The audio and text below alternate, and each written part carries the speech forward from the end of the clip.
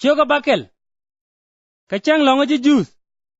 Mejel ye chure kane. Chuji kwara wat beltul. Chuga ka moñ.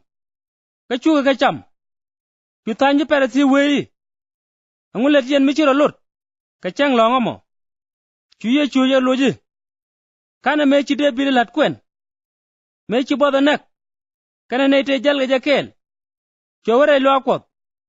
Ka chujira nyam kwot kan. Chuje cham. Min chiro lut. Ko de cham anab. Ane bo pala karo. Deje chamo. Ka chua pande. Kam nete jal gaja kel. Ka chua ka jogi. Garan. Ajen kwar chang longa. Ka chang longa mendong. Mecha waluak do leji juice. Ka ngija na. Ka te wut. Mija tit chue de ningtin. Ka chuje gora. Ka ne ji perati je gwich. Madera ran jaga gwa. Ka chang longa. Ko. Dere chute ka mi. Goin kene nije. Meja chari an ngach. Chue wurin chate de ning juk. Iber. Chung no wana me. Chue ra jej. Chue wa chuangan wini. Chue ye chuga juk. En ba ye sich. Amid la chuango. Alat ka mugwa. Ki alat ka mijiak. Ka chang longa. Ede ku tingneran. Ki ede ku dang nije. Ka kor ka menchaka gwey kendial. Chue wut jogi. Ritedu. Chue jering. Ka chue tete chugwa. Ka chue loy ken wang along. Ka chuga nger karo. Ka mende ken alat ka yechu. Ka nin toto. Chue yechu warar. Wapal wipam. Chue kodo pal. Ka warge liw. Mechio warun wang. Chue jikwara chol. Chue ne dang walu rew kwany. Raidien. Tin chole. Ijak. Simon.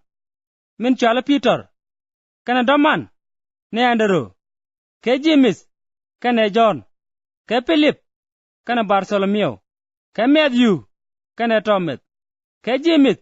Ela Gadelpas. Ke Simon. Min chola Nogdore. Ke Judas. Gad James. Ke Judas Iscariot. Mera me chuja kwak. Ke meji Yesu ben pingwi pam. Kel ga jaga. To ben chuangwa me char. Kel. Kani jikwara tungwan. Ka bonene tungwan. Tibe ga Juda. Kane Jerusalem. Ka wijo yirdur. Kane Zidon. Ka ba kandial. Ko bi ga ben liang. Kane o. Ba ga ben jaga gwa. Ka juab ken. Ka chue neti. Chamoy riek. Yiti jek jaga go. Chune diala gore no. Biga japiap. Ko chi bombarar poinde. Michu kan dial jaga go. Ka chu ye chu ji kwara gwich. Ka chue wei. Chaya put. Yene di chan. Ko. Kwarkwot. E dungdun. Chaya put. Yene di nakbot ga. Entame. Ko baya riang. Chaya put. Yene di rut. Entame. Ko. Biatok dol. Chaya put. Minyir nadye. Ka woy ga yere dien. Kalar ga ye jek. Ka loga ye. Ka kwichora gararan. Kete. Karawa ka tadluay. En changamo. Ko. Mudun nyal. Dide long. Ko. Ajen min. Ti gwanda ona kien. Alet ka go. Kariya gaga ye. Yene di rang riang. Ko. Kya tadluay dun jek. Kariya gaga ye. Yene di chiriang. Kamyodan tame. Ko. Bibod yanak. De gaga ye. Netin dol ga tok tame. Ko. Biapar. Ka biawia. Re gaga ye. Mune dial ye liak. Ko. Ajen mechi gwanda ona kien. Alet ka go kaine. An larja ye. Yene di lingen o. Naga jite arun. Kalada nei. Tin yer ga ye ka goy. Poda nei. Tin lam ga ye. Ka palakus. Ka kwine ne. Tin kwet ga ye.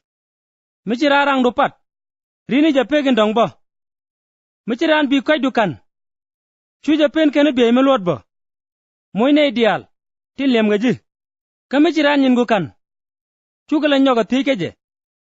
Kalara netin kokien. Ka min gore. Ede let ga ye. Munok yene netin noga ye. Amungu ka bi ajego. Ka o. Changa ni ji dwere. Noga na netin noga ke. Kamilet yen goy. Kene iti lat ke ye ka goy. A goy nguka. Bi a jego. Ko. A changa ni chi dwere. Let kene no. Matop yen ngwal. Ne iti ngate. Ide ye mo ngwal. A goy nguka bi a jego. A changa ni chi dwere. Kam ga chi dwere ngwal. Ko. Bi ka pek mudit. Lene jek. Ka yen naga chi terun. Lada ka goy. Ka kama ka ngwal. Atel me biala gorsin. Bi muy dundit. Ka bi yen agat kop. Indini jen. Ko. Gwa loyde. Kene iti jek. Kene chi dwere. Aloy kun koch. Chit ka min. Koch loy gurunu tanyal. Chwara naad luk. Ko cha ye bu luk. Chwara naad kweth dwer. Ko cha ye bu kweth dwer. Pala naad dwer kien. Ka ba ye pal dwer kun. Moja ne ko kien. Ka ba ye moj. Ka thok. Ba ye moj ga temerung. Ka cha yok. Ka leng wide jor. Ka ba je lat boru. Ko. Temin bi atup. Ajen min ba loye. Twega la roi chere bayi. Dera me chor. Chor radien bot. Chicken dang raude pen ko ka kel. Chidine ran kwar. Ka ngide. Ka ne ideal. Tin chingwana dial ngach. Biga chit ka ngidien. Angune ne totor. Mata wanda moro. Ka chi jam mata wanu ngach. Ka dir da mor kule jogdi. Ya kama totor wang durar. Damar. Ka chi jadin ta wanu nen. Jin gwan meda. Kono jadin ta wanu kamrar. Bukula gwija gwa. Ko. Bi totor. Mata wanda mor. Kula kamrar. Tele jam me gwa. Me kwir ka day di jek. Ka tele jam me jek. Me kwir ka day di go. Ko. Jam ngay ka je. Ka day ke. Cha day ngob de pun. Ka jen kwini. Ka cha day boya de pun. Ka to alwar. Ramu gwa. Batu gorar. Ray loy de mugwa. Ka ramu jek. Bele de jerar. Ray loy de mu jek. Ko. Ray ran. Ka tinte loy de. Ngu chwala amo. Ikwene kut. Ikwene kut. Ka chale na min. Chalariye. En. Baye nyot chang nene. Dial. Tin bega. Kalyenga rwayne ka. Kalat ka ke. Chete ka ramala dwele. Chwe keng na tet piny. Along. Ka chwe chwong alat. Gwam na bum. Mechi nyoj barar. Ka loy mi dit. Kwir ra poin dwel. Ka kene ja kwir. Ko. Chaja tedha bum. Ka chirame. Chirwayne ka ling. Ka chaga let. Karame chi dwele lat. Wad lita. Mitel keng mu bum. Mechi nyoj ben. Chwe ja kwir. Ka chwe tet. Ne an gwadha mo. Ka chwe dwele mo.